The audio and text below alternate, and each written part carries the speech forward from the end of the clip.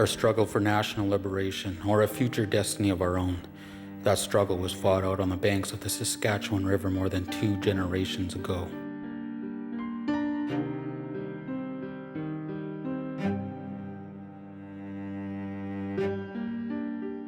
Jim Brady, a name surrounded in mystery, controversy, and struggle.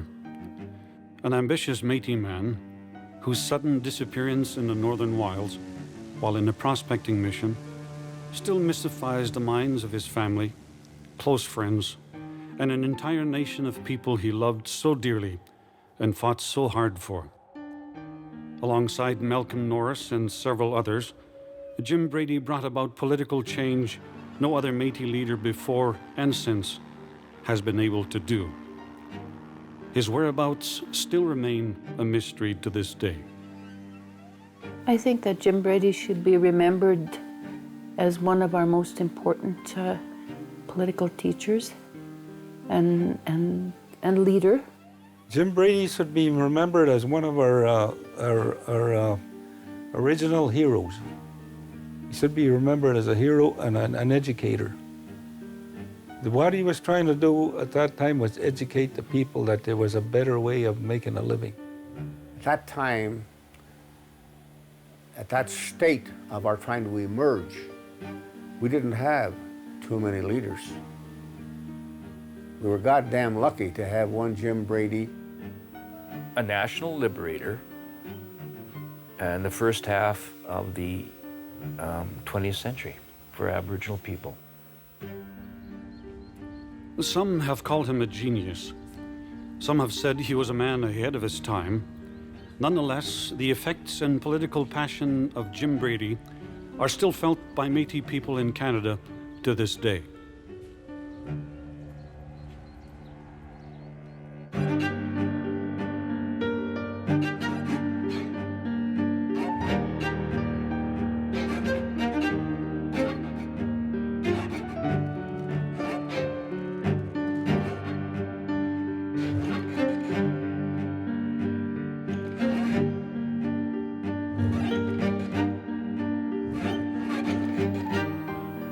Jim Brady was a man of few words. He was quiet. But when he spoke, everything was condensed into into sentences that were easily understood, but there's a lot in them when he spoke, But since his family was relatively well off, Brady could have opted for a life of privilege. Instead, he chose to dedicate his life to fight for the rights of the Métis people, whose history was of a constant struggle for identity and liberation. So between the economy and natural intelligence, he acquired an education and he excelled at it. And he had many doors open to him. He could have gone on. I think he won the Governor's General's Medal or something like that for as a student, but he turned his back on going further for himself and came to the conclusion that something had to happen for Aboriginal people overall, late 1920s into the 1930s during the Depression. People had to stand up, and he became one of them. An avid reader who could read by the time he turned 4, Jim amassed an extensive library of books. He was too far advanced in his education and the studies he did with all the books that when I was a kid looking at the books, I didn't understand what these books were. And now when I look back in the years, my goodness gracious, this guy was a very smart man. He was a self-educated man. He instilled in me something that I wanted to find out more about people like Louis Riel and Gabriel Dumont. So, I mean, if nothing else, that's the type of person he was. He was a leader. He dedicated his life to the Métis movement, and later, he worked as a community organizer establishing fisheries in northern Saskatchewan. His disappearance in 1967 during a prospecting mission in northern Saskatchewan is shrouded in mystery and controversy. To this day, he is remembered as a staunch advocate for Métis rights and is recognized as one of Canada's most influential Métis political activists. And this guy shouldn't have never been lost in northern Saskatchewan. He was that good. He could walk through that bush and come out exactly the same spot he went in and out. How this guy died it's a mystery to me. But with the rumors that flew around in this community and the people that knew Jim, I don't believe he could have survived any place.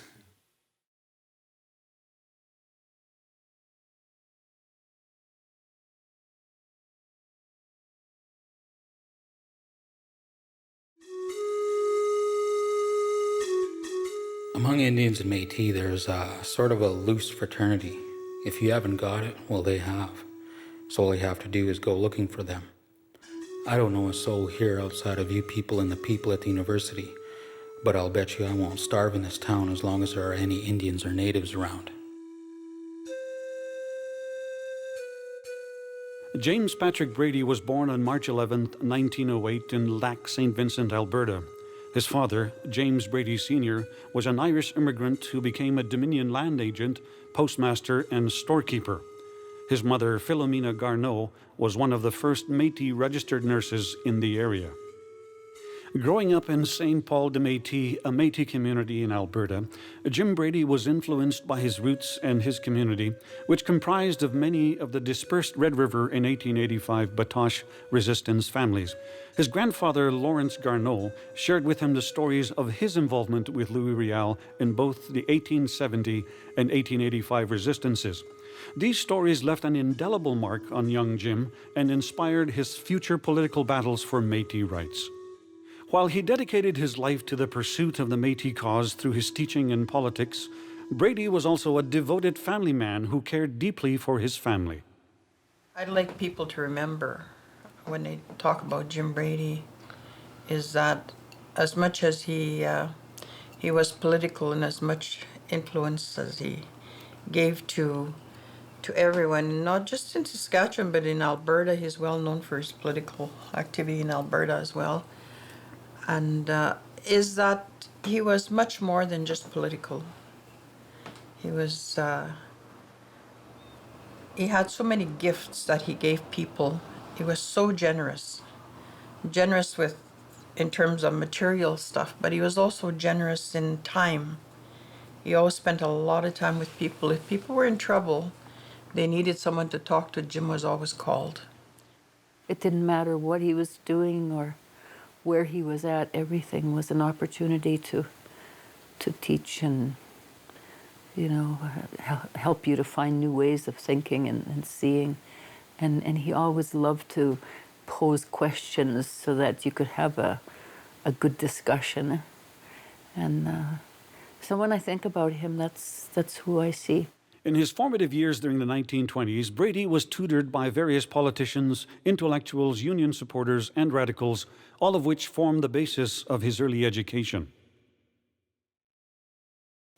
There were all sorts of people, immigrant people and Canadian-born people, but just landless, wandering people, wandering skilled and unskilled laborers, going around Western Canada during Depression, and he connected with them as a young man who was interested. So he connected with a lot of these roving people who were going around trying to organize the unemployed and the poor farmers and things like that. So he was introduced to Marxism at that time, which existed both within the Communist Party of Canada and the CCF. There was a whole Marxist element within the CCF. And he was exposed to that. And he took those ideas and he read. And he started to apply those ideas to Aboriginal people, you know. One of the people who played a key role in the development of Brady's social views was Michael Q. Q, an American professor, kept in close contact with Jim and frequently sent him letters and documents including policy frameworks, bylaws, and research materials. Q helped to instill in Jim communist and Marxist ideologies that would shape Jim Brady's work as an activist. During the 1930s, I mean, those ideas were not that frightening because, I mean, there was common destitution. And then there was the status quo was opposed to the CCF and the Communist Party, so you had that opposition. But when you get into the 1950s, when Jim Brady came to Saskatchewan, then you're getting into the time of an organized conservatism or an organized right wing, and they censored and they purged people, you know, and people were forced to go underground. And this is when Brady and Norris, from the 50s into the early 1960s, perhaps experienced their most frustrating opposition, especially by levels of government who were threatened by Indian and Métis people organizing. I beg to say that the leaders of the movement have now decided on the 29th day of August, next or some 2 weeks from now, to hold a large meeting of all the people interested. I am astounded at the size of the movement and am strongly of the opinion that it cannot be ignored. I have seen petitions covered by hundreds of signatures, and I'm enclosing herewith one showing some of the names of the persons interested and giving an idea of the matters they wish to have brought to your attention. They are asking for your attendance or someone authorized by the government at that meeting.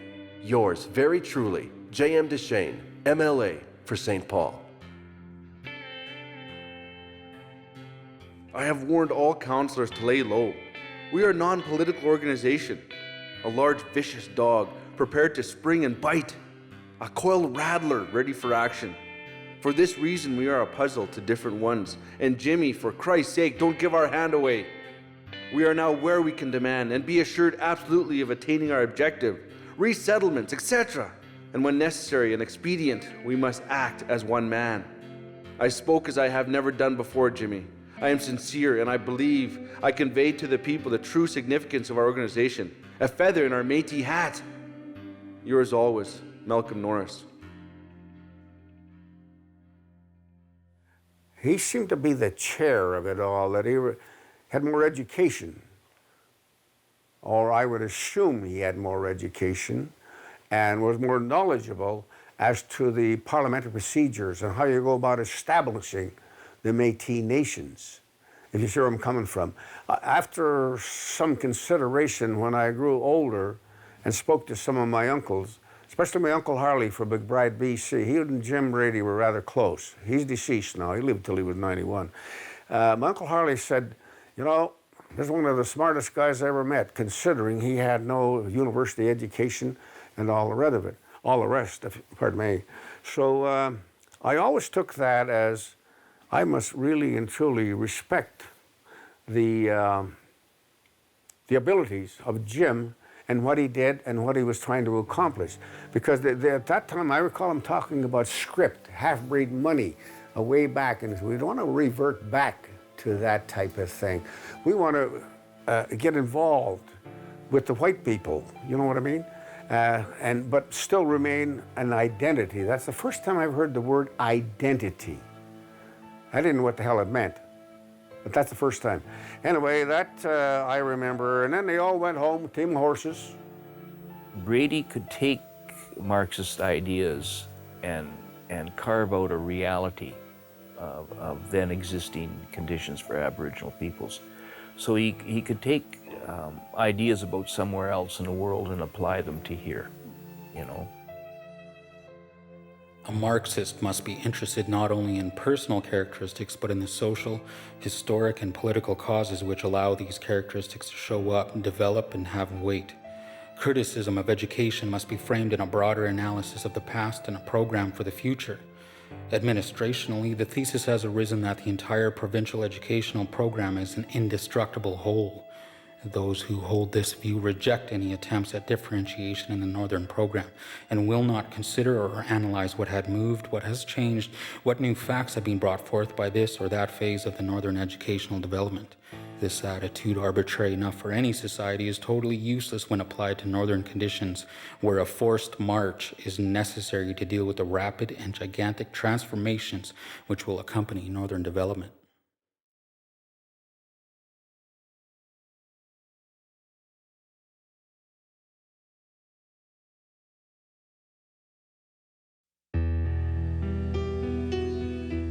The reason why the CCF have gained majorities among them is that they felt that politically there is a possibility of their economic interests being defended and gaining more from the present government than it would from a reactionary one.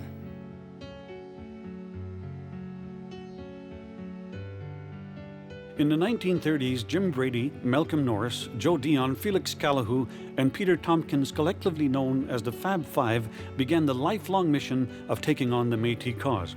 The early years of the Métis Nation were marked by excitement and a keen sense that they were on the verge of making history.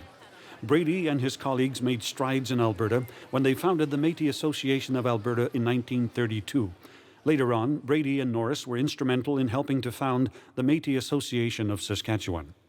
Everybody was helping, and so it wasn't, there was a sense of excitement, so that by the time the 60s came along, you really believed that this was it now. We were really going to change the world, because look what was happening all over, and we were going to be a part of that.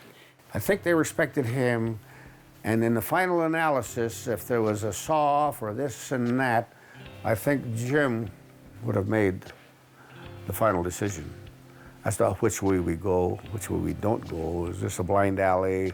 Is this the way to go? How the hell do we deal with the provincial government? And I remember them talking about the government. Known for his meticulous nature, Brady was responsible for drafting constitutions, bylaws, and policies for both the Métis Association of Alberta and Saskatchewan. He was also responsible for most of the correspondence between the Métis organizations and the government.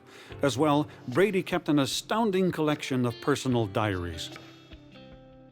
This journal is rooted in the belief that mankind is living through a major social transformation marking a decisive qualitative change in history. I believe socialism will effect greater and more beneficent changes than any other great turning point. I want to explain how a Métis living in modern times arrives at the viewpoint of socialism. Such an illustration can be made either abstractly or concretely. Only socialism can bring out the culture and civilization and camaraderie in the relation of a man to a man never before equaled in human history. Civilization will scale the heights out of the dark age of humankind when man was pitted against man, nation against nation, race against race.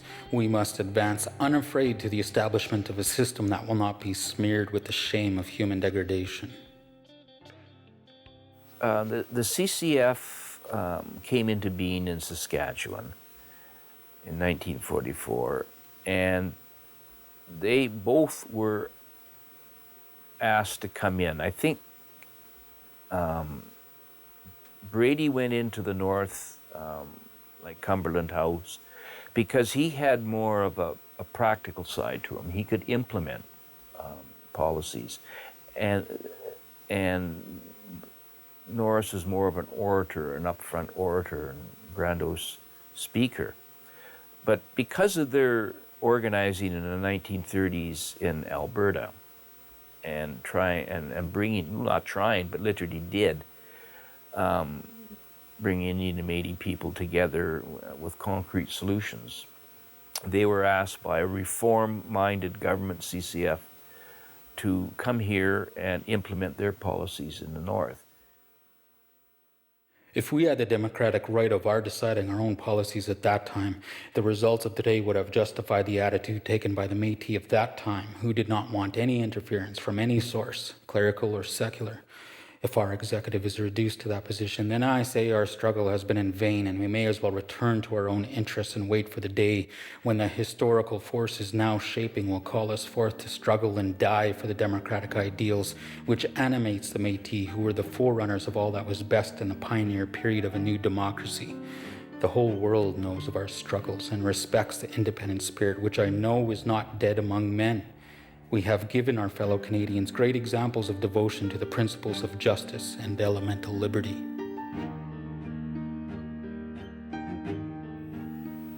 And bear this in mind, Brady and Norris fought hard. They were wise against the government funding of political organizations. And you can see that just deeper and deeper and deeper. Internal struggles within the organization began to take a toll on the leaders. A decision to back up a candidate of the Cooperative Commonwealth Federation would soon backfire, as the CCF turned their back on the Métis Nation as soon as they got into power. A decision by some members to turn away from the nation to focus on their work for the CCF, coupled with a financial scandal in one of the chapters, threatened the future of the organization. So they then went and said, okay, we are going to organize around the economic conditions of people, create the colonies. Their idea of the colonies was not for separate development, but just to provide an economic base, a land base in which economy could be developed, and the people would be raised or raise themselves to the same level of everybody else. What they then saw was the colonies was turned around and against them, and they essentially became reservations in which the people were lured off, seduced, to go into, and then forgotten. When you're a critical thinker, you can look ahead and you know what's going to happen. You know that if we're having problems with water, they're building dams again. Well, you'd have a discussion. Yeah, they were doing that 50 years ago. So why are they doing it again now? People would have those kinds of discussions. Well, if they're building dams, what else are they doing? There's other resources they're going to tap into, because you don't build dams for no reason. So everybody talked like that all the time. What we don't have today, that's why I don't like to think of them as being ahead of their time. You don't have people talking like that. You don't find Native people talking like that anywhere. Everybody's talking about, let's make a deal, or let's, what can we get out of this, but nobody is talking about how can we change it, even saying, if this happens, then this is what's going to happen. Nobody thinks like that. Brady knew what ultimately had to take place, in terms of changes in the North. And I say you take his insights and then you apply them today. He knew that there had to be a fundamental transformation of the economy. The CCF was not prepared to do it. They wouldn't go that far. They would just make social reforms, and beneficial as they were, but they would not go to any great extent on economic reforms. Create co-ops, fine, but they would not fundamentally challenge capitalism itself. And that's what Brady understood.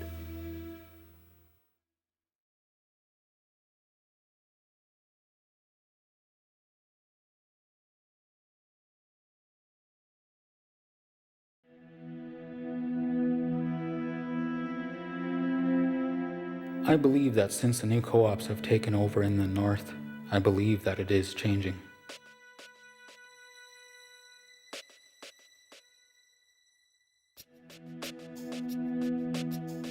Visibly upset and disappointed by the turmoil within the Métis Nation, Brady decided to distance himself from the organization and focus his energies on setting up fisheries and co-ops in the north.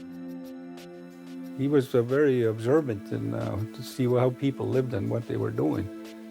And this is what they were talking about. When I remember them, they were talking about cooperatives. And also about basic trapping and fishing and all that kind of stuff. They were into that particular time. Along with Pierre Carrier, Jim Brady started a fishery station in Cumberland House.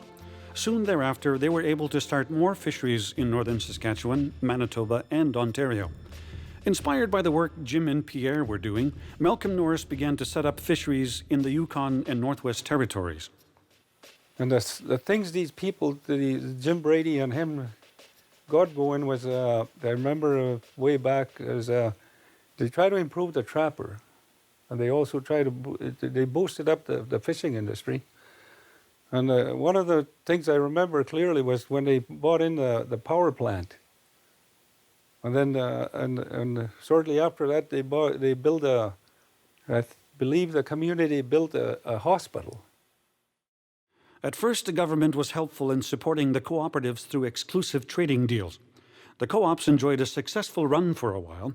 However, on the cusp of realizing their dream, government policy changes and growing competition from American fisheries spelled the beginning of the end for the co-ops in the north. Politically, within, and that includes the Métis Nation of Saskatchewan, and then the FSIN and AFN and so many others have gone completely into the realm of being controlled by the levels of government. They've succumbed without question any longer. We didn't, we always question it, granting. And once governments have got you into an unconscious state of accepting funding, then they can turn that off and you no longer know what to do. That's what's happening in the FSIN now. No longer was there any idea of reform. The people he was trying to help, they were too busy fishing, trapping, and trying to survive, because we didn't have any welfare at that time. And if you don't go and trap and you didn't go out and look for something to eat, because you were thinking about your belly and then you weren't thinking about politics at that particular time. The introduction of welfare further complicated Brady's plans for unionizing the workers in the North. Its devastating effects still permeate to this day. We have so much, there's so many handouts. You know, I mean, granted, we need some of the programming, but sometimes I think we're just programmed to death.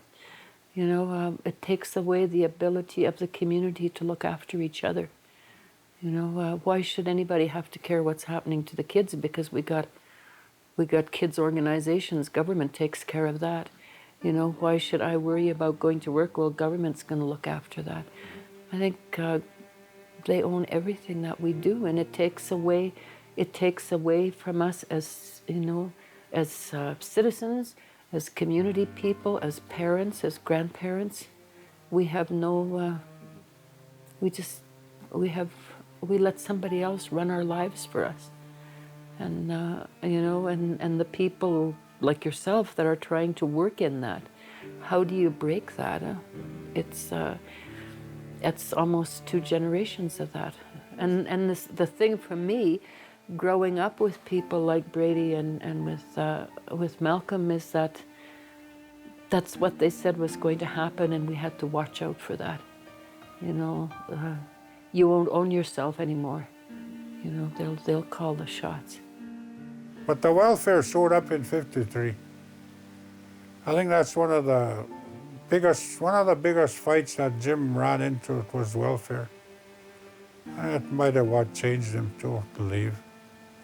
Even the young people that showed up, like Ray Mackay, Dennis Hunter and those guys, they had to fight the people because they're the ones that were laying out the welfare. See, that was wrong too. A resource officer spending his time giving out welfare. They should have been doing environment, so it hasn't really changed. Nobody's looking after environment today.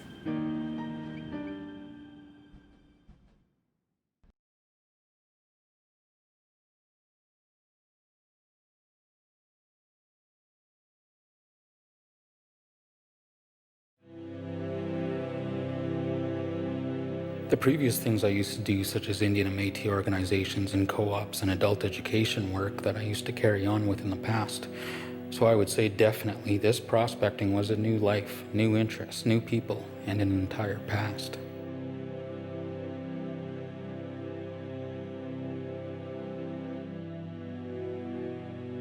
Disappointed by the collapse of the co-ops and the lack of government support, Brady retreated to La Ronge to focus on prospecting work. Brady also reconnected with Norris through their participation in conferences and lectures in universities. He seemed to be like, you know, the fact that he maybe was still looking for something that he didn't have, you know. And I think the fact even some of our children that time were very small at the times. And he seemed to be very interested in talking to them. You know what I mean? There was a side to him there. Real, you know, a family, a humane type, you know, that he felt maybe he was missing. And he said sometimes in the bush, he said, you know, it's good to be out in the bush here. It's great to be in the bush. But he said at times it can be very lonely. And I think that's what he felt, you know. Living in a small shack in Larange, he continued to educate and nurture young minds on the ideals of decolonization and communist ideology. We used to sit there with him for hours, and he would educate us as we're sitting there. That's when he would give us our little lectures and educate us, and gave us books to read that were probably at that point in my life where they were written in a way that it would be hard for me to understand a lot of it. Younger people, your generation of people, are not politicized. I mean, they don't have the politics that an older generation had, the generation of your parents. Yeah? I think we were much more politically astute. That's not saying anything bad, you know. It's saying that, not saying that you don't understand what's happening, but you don't have the radical kind of politics that we had. Fights there back then, Yeah, too. today there's a lot of acceptance of things that happen. Maybe because, you know, people are not exposed to sitting around the kitchen table while they're trying to play, and you know, and their parents are having these big political discussions. Jim Brady and Abby Halkett went missing during a prospecting trip in northern Saskatchewan in June of 1967. Following their disappearance, a search and rescue mission went looking for the two men. Now, the day they flew in there, it was a low overcast day, very poor, very low ceiling, and it was a tough day for flying. But the pilot flew in there, and what he thought was he circled the area, and of course there was no mention. Jim and them were sitting in the plane too, but nobody's mentioned, hold it, this is the wrong lake, you know. They never thought, I mean, it was too low. You get down low like that, you can't see very far. And of course, so they landed on the lake, taxied into the shore, unloaded, took all their stuff there. So they journeyed out there. But first of all, when they called in to Josh, they were joking. He joked. And he had his humor side too. Josh said, how are things going? And by this time it was snowing at their camp. Snow was coming down. Just nice, gentle, it was fairly warm, wet flakes coming down. He said, if it keeps on snowing like this, maybe you better send us in some snowshoes. Now this was in June. So they laughed on the radio about this. And so he said, otherwise, we'll give you a call tonight. He said, I'll call you tonight. Jim Brady and Abby Halkett radio a nearby mine site upon arriving at where they think is Upper Foster Lake. It's been theoried that the two men were dropped off at the wrong location at Lower Foster Lake. Recent evidence and testimony supports this theory. There was a report in the office that these two people were, you know, they haven't heard from these two people. They were out there prospecting, and we went down there to look around, and they call that place Lower Foster. So we went there with an RCMP aircraft. That's where we went to look around. We found their cabin where they lived, where they were staying. No, it doesn't look like this. They got up in the morning, ate and everything, and all this stuff was there. But their canoe was found on the north side of the lake, tied up to the shore. That's our canoe. We looked all over the place, and there was no sign of them or anything.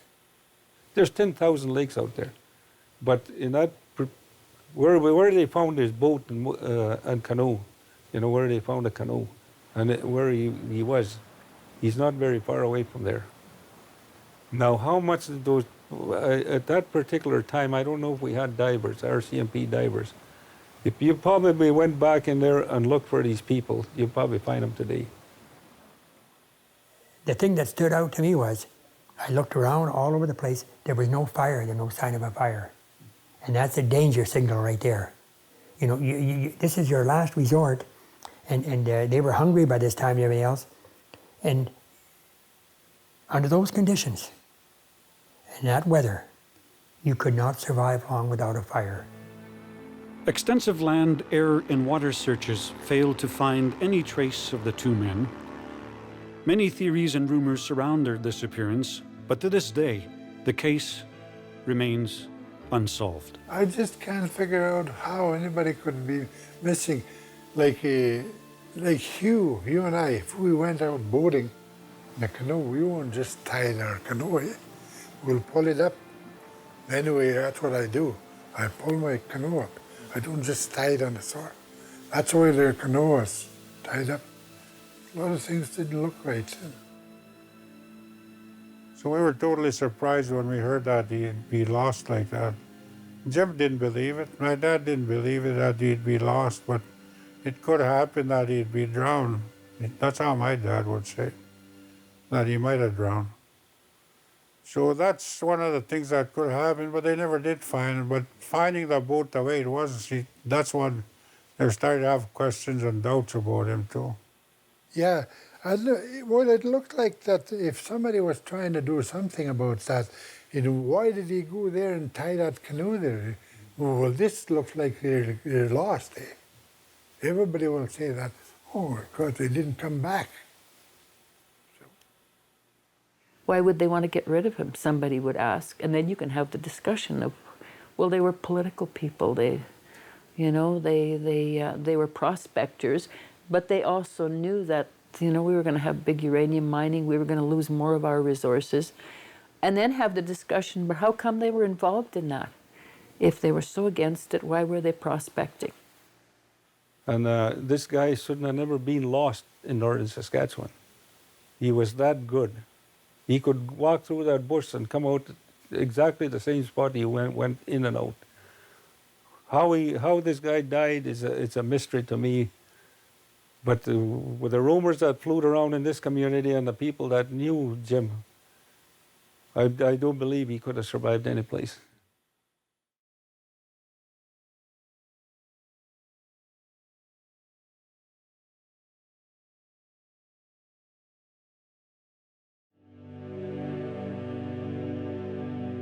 They must be freed of the disabilities which colonialism has imposed upon them, or the vestiges of colonialism still impose upon them. Consequently, what we would refer to vaguely as a national liberation of Indian peoples and the Metis people in Canada cannot be completed until Canada as a whole and the Western world as a whole free themselves of that vicious system which has imposed these conditions.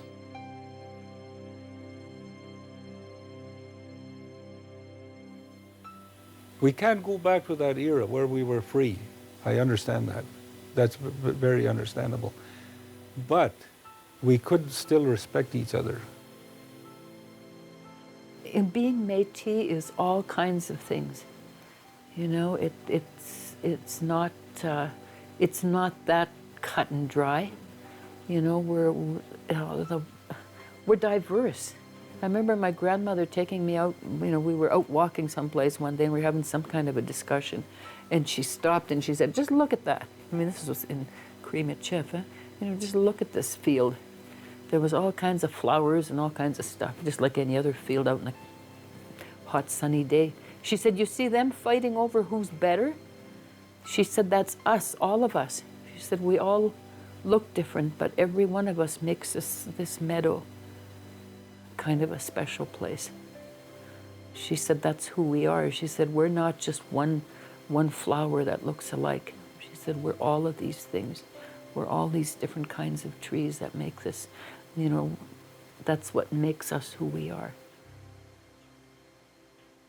I would say that his contribution to our family, to our people, to the province, to Canada, should be recognized, and I hope through some of your adventures and whatever you gentlemen are accomplishing, that will be recognized through your efforts and some other people. As my knowledge grew of him and his impact on my culture, I started to gain more appreciation for him. I started to value my own education, my formal education. And I started to explore other areas of self-educating myself. I take a lot of pride in that. We all have that community and we all have that fighting spirits, and I guess that's what being Métis is to me. We all have our special little things that we do, and whether it's the fiddling, whether it's the food, whether it's the dancing. And the one thing that I'm glad that I've noticed that Métis people have, and being on this journey from some of the older people I've met, we all know how to smile and laugh through adversity. And I think that to me is a huge part of being Métis, is that, and I guess that's, you look at the past 400 or 500 years, and some of the places I've been to, like St. Paul, that a lot of people don't realize that a lot of Alberta, when it was Northwest Territories, was just Métis colonies, and that seems to be forgotten and taken away, and through all that adversity, no matter how much was taken away, they're still proud to be Métis. They're still proud to say, I'm Métis. If we could look after the environment the way the old timers did, we'd probably survive. If we could live like that, I think it would be a better world to live in. I think we're losing our environment because of dollars.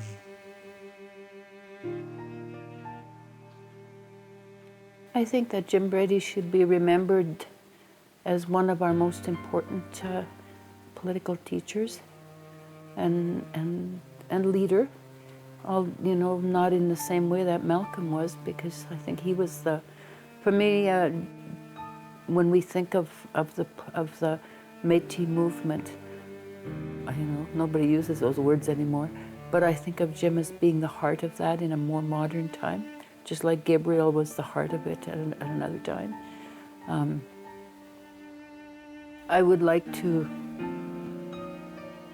have people remember him as somebody that really was responsible for some really huge changes in the way that Métis, not the way that Métis people live today, but in the things that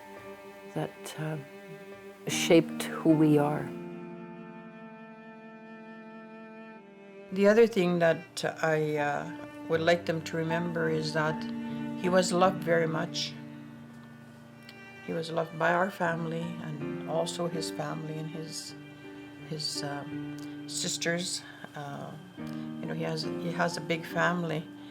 But my mother loved the man very much. And I remember when he left, and she always said, well, I think he's going to come back. Like, she always waited for him. I think she had her soulmate, and it was hard making that separation. And then when Jim disappeared, about 4 or 5 years after, she said to me, I think I'll see him again when I die.